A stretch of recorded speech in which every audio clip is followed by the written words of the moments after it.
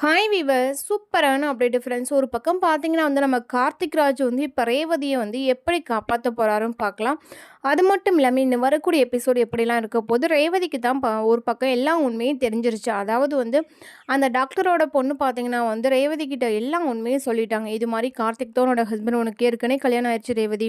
அதாவது உங்கள் சந்திரகலா சித்தி தான் எல்லா உண்மையும் மறைக்கிறாங்க. உங்கள் அம்மாவும் அவங்க கூட இருந்துக்கிட்டு எல்லா உண்மையும் மறைக்கிறாங்க. இதெல்லாம் உன்னை ஏமாற்றிக்கிட்டு இருக்காங்க. அதாவது அவங்களோட பழியை தீர்க்கிறதுக்காக உன்னை ஏமாற்றிட்டு இருக்காங்க ரேவதி. நீ கொஞ்சம் யோசிச்சு பாரு அப்படின்னு சொல்கிறாங்க. இதெல்லாம் சாமுண்டீஸ்வரி கீழே இருந்து பார்த்துக்கிட்டே நிற்கிறாங்க. பார்த்துட்டு நின்று இவ எப்படி இங்கே வந்தா, இவளுக்கு எப்படி இங்கே இவளை யார் உள்ள விட்டா அப்படின்னு சொல்லிட்டு ரொம்பவே திட்டிடுறாங்க.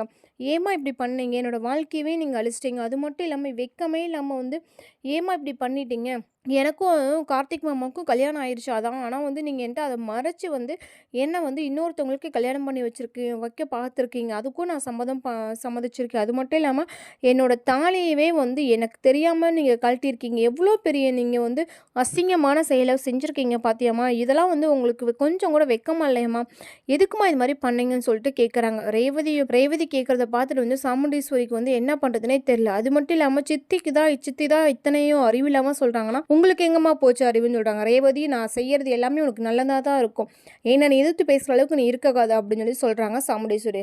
ஏமா நான் உன்னை எதிர்த்து பேசலாமா, நான் உண்மைதாம்மா பேசுகிறேன் அப்படின்னு சொல்கிறாங்க. இன்னும் வரக்கூடிய எபிசோடு எப்படி இருக்குன்னு சொல்லிட்டு அடுத்த வீடியோ பார்க்கலாமா ஃப்ரெண்ட்ஸ்.